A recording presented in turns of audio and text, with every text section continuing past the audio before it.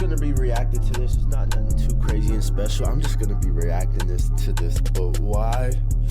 Because I can't just regularly watch it after. That Mint Mobile can get any better, but really, all it takes is a little imagination. We need the apple I am not ready for this. with the ads. In happiness, there's no Y in happiness, it's an I. While waiting for a bus, Chris is approached by a homeless man who asks about the device he's holding, mistakenly believing it to be a time machine. It's a time machine, isn't it? It seems like a time machine. Afterwards, Chris visits various hospitals that might need the medical device he's selling. Because of this, he asks his wife Linda to pick up their son from daycare, even though she's working a double shift. So I gotta get Christopher home, feed him, bathe him, get him in bed, and be back here by 7. He needs to sell at least 2 devices per month to make ends meet. But most hospitals find the scanner expensive and unnecessary. It's unnecessary and expensive. So he hasn't made a sale in a while. Always in a hurry, Chris parks his car directly in front of hospitals. Unable to pay off his parking tickets, his car is eventually towed away. That evening, while having dinner, Chris notices a Rubik's Cube, which is still a new toy at that time. It's a gift for Christopher. From who? Cynthia from work.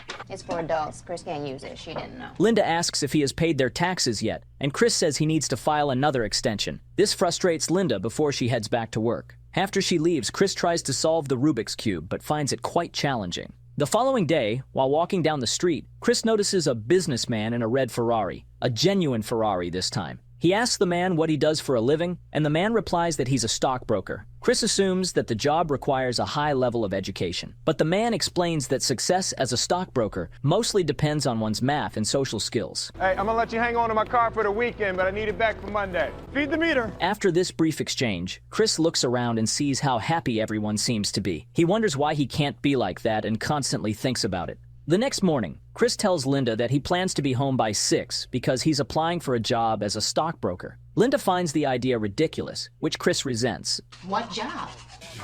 Stockbroker. Stockbroker. Yeah. Not an astronaut? They argue, and Linda Hey, reminds behind. him that they have 2 months' worth of rent to pay. She insists that he should sell all of his remaining medical devices and leave that business behind. This is what I'm trying to do for my family, for you and for Christopher. Chris heads to a Bro, this is why you gotta start off at an early age, bro, because by the time you have kids and you living with your wife, bro, you need to be stacked up with bread, bro. Because, bro, I remember the struggle of me not having bread with my wife and not even living with her, but just not having bread, and like, a girl can still respect you, your wife can still respect you, but the respect will never be the same as if you can provide, because naturally God put it in their instincts to want their man to provide for them. But it's just a terrible feeling not having bread for real. brokerage firm to apply, but leaves his medical gotta device be with right. a street performer because he doesn't want to go inside carrying it. He gives her $1, promising to give her more when he returns. He warns the girl that she can't sell it anyway if she decides to steal the device. I can't even sell it, and it's my job. Inside, he meets an HR representative from a satellite office. The representative explains that they receive a large number of applications. He only assists people in filling out the applications, and then he sends them to Jay Twistle in the main office, who handles this matter. While talking to the HR, Chris notices the street performer running away with his device, prompting Chris to quickly leave. He grabs the application form and dashes out in pursuit, but despite a long chase, Hey! Don't move! Don't move! the street performer escapes on a train. That night, Chris returns home with the application form but can't sleep, berating himself for losing the expensive medical device. The next morning during breakfast, he watches the news about the Rubik's Cube, which reports that a math professor solved it in 30 minutes. As she leaves for work, Linda asks Chris to return without the device. Chris promises Linda that he will sell it so she won't have to see it anymore. On their way to daycare, father and son discuss the misspelling of the word happiness in the daycare's motto. Man, poverty is so terrible. Like, you really gotta lock in and get your money right, because poverty is so terrible. Just imagine being a man of the household, having your family and not being able to provide. It's just terrible, riding the bus. And it's PPY, but it's supposed to be an I in happiness. Is Buck spelled right? Yeah, that's spelled right, but that's not part of the motto. So you're not supposed to learn that. That's an adult word. Chris learns from his son that they watch TV series in the daycare instead of having lessons, which annoys him to the point where he reprimands a nanny, saying, He says he's been watching TV. Oh, little TV for history. Love Boat? Oh, History Navy. That's not the Navy. I mean, he could watch television at home. However, she tells him that he can go and pay more at another daycare. Moreover, she points out that he's often late with his payments, so he has no right to complain. Can you at least put the dog upstairs in your room or something? Bye. Afterward, Chris heads to Dean Witter. It's like with money you have, without money you have no power. You don't have control like that for real, bro. I don't even want my kid to go to a daycare because you don't know what be going on there. And that's the thing though, like when you can't take care of your wife to a point where she don't have to work and she can take care of the kids, you're forced to give your kids to a daycare. You don't know what's going on. You don't know who around your kids, who might be playing with your kids, touching on your kids, doing whatever with your kids. And you don't know what's going on and you can't control that because you decided to go watch Netflix. You decided to go just chill all the time, never work on yourself, never build up your skills, never have that discipline, and now you're forced to a very poor, trash life, and then that's your reality. I couldn't be me. Reynolds to submit his completed application form directly to Jay Twistle, the head of HR. Their conversation is brief because Jay is in a hurry. After leaving the office, Chris spots the street performer and her accomplice carrying the stolen medical device. Hey! Enraged, he chases after them. Trying to evade Chris, the performer jumps onto a bus. Chris narrates that he spent his life savings on these machines. I spent our entire life savings on these things. Believing them to be revolutionary. I even asked the landlord to take a picture. But most hospitals and doctors saw them as unnecessary luxuries. So if I lost one, it was like losing a month's groceries. After a determined chase, he finally retrieves his device. Sitting at a bus stop, Christopher reminds his father of the promise to sell the devices. You're not supposed to have any alone. Yeah, I know. You have two now. Later that day, Linda That nigga said, you left with what? You not even supposed to have none. You have two now. Notices both devices at home and becomes thoroughly disappointed. After giving their son a basketball for his birthday, Chris tries to explain to Linda what happened earlier, but she doesn't want to hear it. Chris promises that everything will be fine, but Linda no longer believes him. In the next scene, Chris catches Jay while he's hailing a taxi and reminds him about the application form he submitted a month ago. Jay tries to excuse himself, saying he has somewhere to be. Sensing an opportunity, Chris lies, claiming he's headed to the same destination, and offers to share a ride. Jay reluctantly agrees, and they both get into the taxi. Inside the cab, Chris talks about his skills and personality, but Jay is too focused on solving a Rubik's Cube to listen. Chris notices and offers to solve the cube to catch Jay's attention. No, I'm pretty sure I can do it. No, you can't. Let me see it. Skeptical, Jay hands it over. Chris explains the mechanics of the puzzle while working.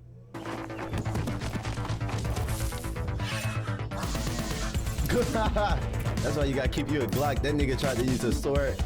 Left a few holes in that nigga. On it, and the taxi driver listens intently, holding his own cube in his hand. Jay jokes that he'd drive around all day just to see Chris solve it. Before Jay reaches his destination, Chris completes the puzzle, impressing both Jay and the driver. Good job. However, Jay leaves Chris behind, which means that Chris has to pay the fare. With only $5 in his wallet, Chris tells the driver to drop him off a couple of blocks away. When the car stops at a light, he tries to flee, but realizes he left his medical device behind. He runs back to grab it. I'm sorry! I'm sorry! Prompting the driver to chase after him, threatening to kill him. Chris manages to escape by diving into the subway and boarding a train. However, as the doors close on his hand, he loses the medical device. The same homeless man who mistook the device for a time machine sees it left behind. That evening, Chris calls Linda to apologize for not being able to pick up Christopher from daycare. Furious after missing her shift, Linda tells Chris that she and Christopher are leaving. Sure enough, when Chris gets home, he finds his wife and son gone. At that moment, he receives a call from Jay,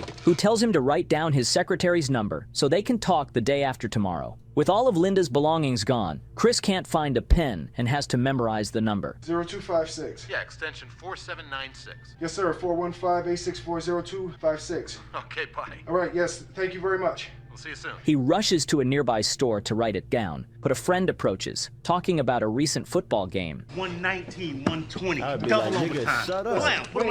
Wayne. Can't talk to you about numbers right now. What's your problem with numbers? Chris struggles to remember the number while listening to his friend, talking about scores. Tell that nigga, You owe me shut money. up. Hold You owe me on. $14. Respect Get that to you. I need my money. 14's a number. The following day, Chris catches up with Linda, who has just dropped Christopher off at daycare. Leave me alone. Never take my son away from me again. After Linda says she's no longer happy, Chris allows her to leave, but insists that she can't take their son. That day, Chris returns to the daycare earlier than usual and picks up Christopher before Linda arrives. He takes his son home. That night, the landlord asks Chris for the rent, but Chris promises to pay later. The landlord suggests moving to a nearby motel, which is half the cost of the apartment. He demands that Chris leave by the next morning since painters are coming. Chris pleads with the landlord to let him stay longer and offers to paint the apartment himself. I gotta have some more time. I got my son up in here. The landlord agrees, giving Chris 1 more week as long as he paints the rooms. The next day, while painting the walls, Chris hears a knock on the door. He opens it to find 2 police. You see this? You see how they be disrespecting God? You see how he wrote on the wall, "Dear Christ, you suck." No, that is not his fault. That is your fault, nigga. He created a world where your decisions have consequences, and you created this trash life where you decided to have a baby with this woman where you didn't have money to consistently take care of them, and now you live in that reality. That's your fault. It's not real life. It's a movie. But these niggas hate God. I know it. That's why, come on. Like, you guys gotta peep this. You gotta be on game. These niggas hate God. Why in a movie is there randomly something on the wall that says, "Dear Christ, you," whatever. It's blatant. Keep your eyes open, bro. Policemen who instruct him to accompany them to the station. Chris pays his parking ticket at the police station, but the officer tells him it will be verified at 9:30 a.m. We verify at 9:30 tomorrow morning. Yeah, you gotta stay until this thing clears. I can't spend the night here. I have to pick up my son. I have a job interview at Dean Witter at 10:15 tomorrow morning. I cannot stay 9:30 here. tomorrow morning. What am I supposed to do with my son? Maybe we can go and have social services pick him up. With no other option, Chris calls Linda to look after Christopher while he's gone. Linda agrees but says she'll return Christopher late. As a result, Chris spends the night at the station. The following day, Chris rushes to his interview at Dean Witter Reynolds. With no time to change, he arrives still wearing the same clothes from the day before. Embarrassed by his disheveled appearance, Mr. Gardner. he initially doesn't respond when the secretary calls his name. Eventually, he enters the interview room, and the panel visibly reacts with disappointment at his unkempt look. Chris bluntly explains that he was arrested the previous day for not paying parking tickets. I've been sitting out there for the last half hour trying to come up with a story that would explain my being here dressed like this. And I wanted to come up with a story that would demonstrate qualities that I'm sure you all admire here, like earnestness, diligence, and I couldn't think of anything. So the truth is, I was arrested for failure to pay parking tickets. Parking tickets? And I ran all the way here from the Polk station. During the interview, Mr. Frome, the head of the panel, appears unimpressed. Jay. Yes, sir. How many times have you seen Chris? I don't know. One too many, apparently. Is he ever dressed like this? No, jacket and tie. Oh, he's been waiting outside the front of the building with some 40-pound gizmo for over a month. However, Chris's communication skills shine through, and he manages to make the panel laugh, easing the tension in the room. What would you say if a guy walked in for an interview without a shirt on, and I hired him? He must have had on some really nice pants. Afterward, Jay congratulates Chris for impressing the panel despite his informal attire. However, Chris tells him that he'll think about the job because he learns that there's a 6 months intern period where he will not be paid at all. But Jay urges him to continue. You know what I'll look like if you back out? You know what I'll look like to the partners? Yes, an ass a-hole. Yeah, an ass a-hole. All the way. Tonight, I swear. I will fill your spot, I promise. On his way home, Chris reflects on the risks of the job. No salary for 6 months, and only one intern will be hired at the end of the program. If he fails, he can't even apply the 6-month training to another brokerage. All of this makes Chris hesitant. His only resource for the next 6 months is his 6 scanners, which he can still try to sell. After the interview, Chris heads home to finish painting the walls before Linda and Christopher arrive. Later, Linda returns with their son. That night, as Christopher sleeps, bro, and the worst thing about being poor, especially when you have kids, they feel that. When a kid goes through those things where they see them parents struggling over money, they see all that, it hurts them, like to the core. They feel that need.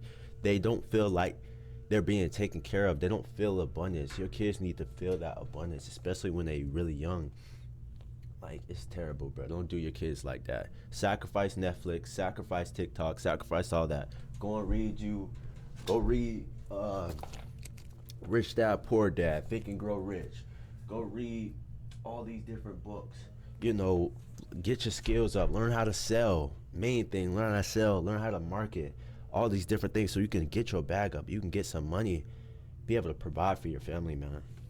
Linda tells Chris that she plans to move to New York to work as a waitress. Chris agrees, on the condition that Christopher stays with him. Believing that Chris can take care for their son, Linda tearfully leaves them for good. By the way, does anyone know what this lever is for? Write the correct answer in the comments. I wonder how many people know the correct answer. After she leaves, Chris calls Jay's secretary and leaves a message. He's in. The next day, Chris and his son move 2 blocks away to a nearby motel with the help of Chris's friend, who owes him $14. Since it's Saturday, Chris takes Christopher to play basketball before heading out to sell a bone density scanner. While shooting hoops, Christopher tells his father that he dreams of going pro. Chris, however, discourages him, saying that he was below average in basketball when he was young. Hating on the, how you gonna be broke and hating on your son's dreams, man? Don't be afraid. It's very safe. And that Christopher will likely end up the same. Not this. I don't want you out here shooting this ball around all day and night, all right? He suggests that Christopher aim lower, but noticing the disappointment in his son's face, Chris encourages his son not to let other people tell him that he can't do something, not even him. Don't ever let somebody tell you you can't do something. Not even me. You got a dream, you got to protect it. People can't do something themselves. They want to tell you you can't do it. You want something, go get it, period. They then head to a hospital to sell the scanner, and the hospital agrees to buy it, giving them some much-needed cash. When cashing the check, Chris lets his son buy a chocolate bar. The following day, Chris starts his internship. When your family would, like, I remember when I was younger, I would want something in the store and I couldn't get it. And then I remember when my mom started making money for real, and I would finally be able to get certain things. But, like, I always remember that feeling of not being able to get stuff. Like, even I remember my grandma was poor too. We would go to Publix every day after school, and she would give us each $1. Me and my 2 sisters, she would give us each $1, $1 to go and buy something. So we would get like a little cake or something, try to get one of those free Publix cookies. Good memories, but it was just so tough being poor. Learning about the trade, the internship coordinator tells the group they need to do whatever it takes to attract clients. But if you have to have lunch with them, have breakfast with them, if you even have to babysit for them, you will do whatever it takes to familiarize them with our packages. He explains that in addition to passing the exam, they'll need to secure contracts to be hired. During his lunch break, Chris meets Mr. Frome on the street. Their conversation is cut short when Chris spots the scanner he lost during his escape from the taxi driver. He sees a homeless man carrying it and chases after him, only to be hit by a car. The driver politely asks if he's okay. Hey, asshole! Are you all right, asshole? But Chris realizes that one of his shoes has fallen off. He limps back to the program with just one shoe. Hey man, you're missing a shoe. Oh, yeah, thanks. Thank you. And must go around the city like this for the rest of the day. Dad, you don't have a shoe. Afterward, the film shows a series of scenes where Chris is constantly ordered around to buy things for his internship coordinator. He feels underrated and unappreciated. Every day after his internship, Chris rushes to catch the bus by 4 p.m. to pick up his son from daycare, and then takes the crosstown bus to make it home by 10 p.m. He continues to struggle with rent payment. I just keep stressing this point because decisions are so important, bro. Like, you can either end up like that at that age or be in a freaking Bugatti, bro. Payments at the motel. Hey, Chris! Hey, Ralph. I'm waiting! All right, I got that for you, Ralph. I'm gonna get that for you. At the brokerage, all the interns work their way through call sheets, contacting potential clients from the bottom up, aiming to eventually reach CEOs. Although interns are expected to stay until 7 p.m., Chris needs to pick up his son, so he only has 6 hours instead of 9 to do his job. To maximize his time, he's not hanging up the phone in between calls, saving 8 minutes each day. He also avoids drinking water to cut down on bathroom breaks. Despite these measures, after 2 months, he still can't progress through a full call sheet. Frustrated, he decides to break protocol and jumps up the list, calling to the CEO of the company directly. To his surprise, he manages to secure a meeting with Walter Ribbon. Can you be here in 20 minutes? Yeah, 20 minutes, absolutely. Just had someone cancel. Come now. I can give you a few minutes before the 49ers. Monday Night Football, buddy. As he's rushing out of the building, his internship boss asks him to move his car. Chris explains that he has a meeting with Ribbon, but the boss insists. And you have to jimmy that. Jimmy what? You have to jimmy the key. And the other doors don't unlock. Chris wastes precious time struggling with the jammed door and searching for a parking space. Unable to find one, he drives to Walter Ribbon's office in his boss's car, but gets caught in traffic, causing him to miss the meeting. I'm Chris Gardner. I have an appointment with Walter Ribbon. Oh, you just missed him. On his way back, he finds a parking ticket under the windshield wiper. That night, at a diner, Chris fills up a check to pay that parking ticket. Parking ticket.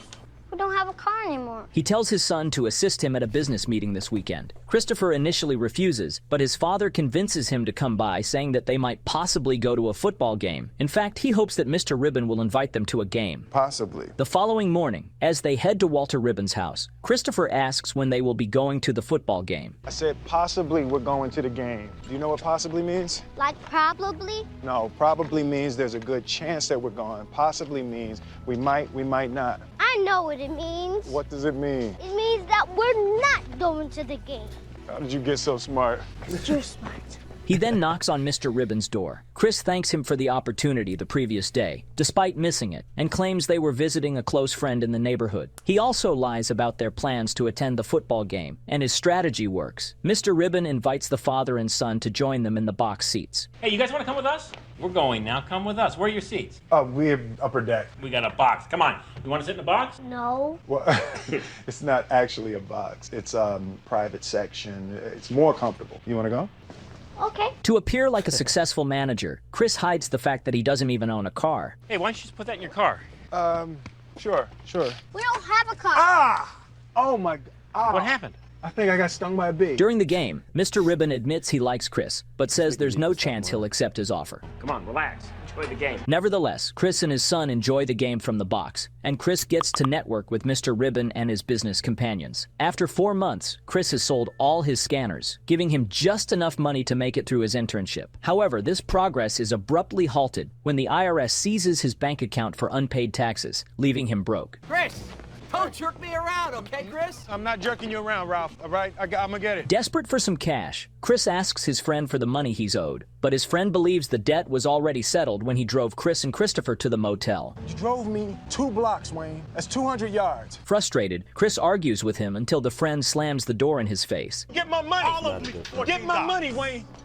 Later that day, while watching his son play at a playground, Chris spots the medical device he lost on the subway. He catches the homeless man carrying it and finally retrieves the scanner. However, the homeless man starts shouting that he needs the time machine to go back in time to see Jimi Hendrix burn his guitar. Bring back my time machine! Bring my time machine back! Chris and Christopher rush to sell the device, only to discover it's broken, though the hospital promises to pay once it's fixed. Chris, just come back when it's working. No, I have to fix it now. No. Chris is distraught. That night, they return to the motel, only to find their belongings outside the room. Chris tries to open the door but discovers the lock has been changed. Exhausted, Christopher begins to cry, begging his father to let them.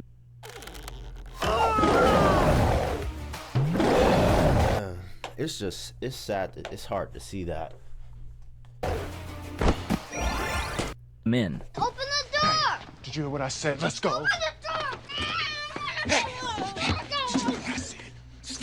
Desperate for a place to stay, Chris seeks help from the friend who owes him money. Wayne!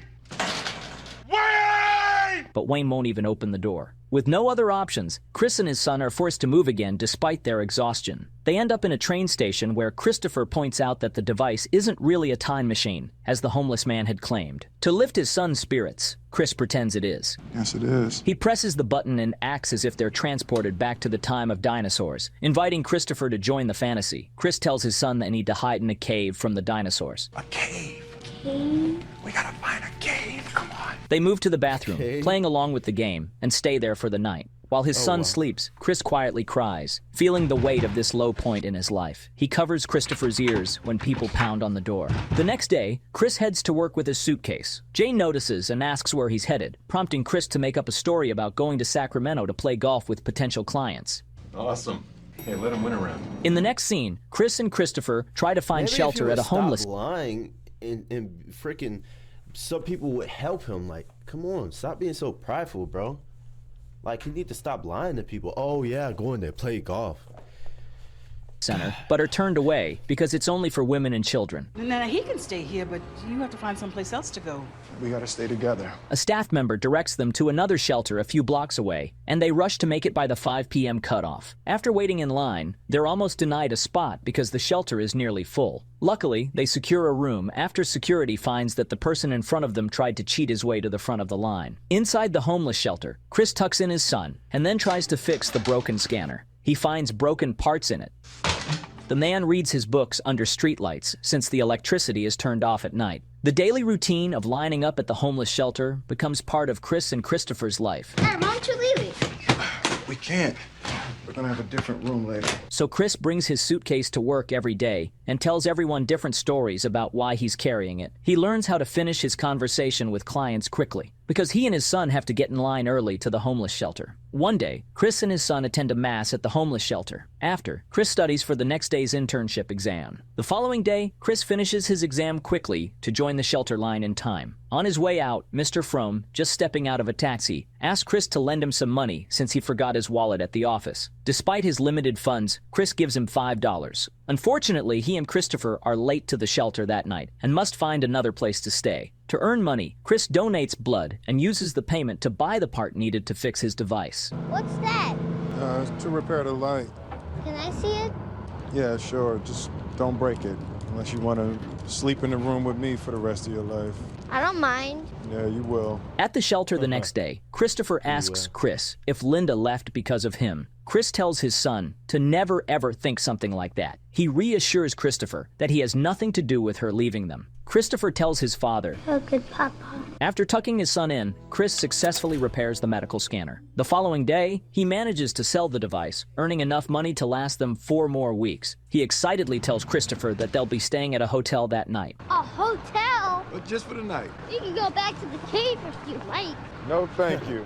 Ever? I hope not. They spend the night in a decent hotel, enjoying the comfort of a TV. The next morning, Chris and his son escape the harsh atmosphere of the city by going to the beach. Over time, Chris secures contracts with several of Mr. Ribbon's friends he met at the football game. In the next scene, Jay congratulates Chris on his final day in the internship program while they're in the bathroom. He commends Chris for securing many clients and tells him that, regardless of what happens next, he did a fantastic job. The message feels like a farewell speech, which makes Chris even more nervous. Later, Chris is called in by his internship coordinator, who leads him to Mr. Frome. Noticing Chris is wearing a new shirt, Mr. Frome comments on it. Chris tells him that it's because he's on his last day as an intern. Mr. Frome replies that he hopes Chris will wear it again tomorrow, because tomorrow will be his first day as a full-time employee. Was it as easy as it looked? No, sir. No, sir, it wasn't. Chris can't hold back tears and thanks the panel. Mr. Frome returns the $5 he had borrowed from Chris. Afterward, Chris walks out of the building, narrating that this part of his life is called happiness.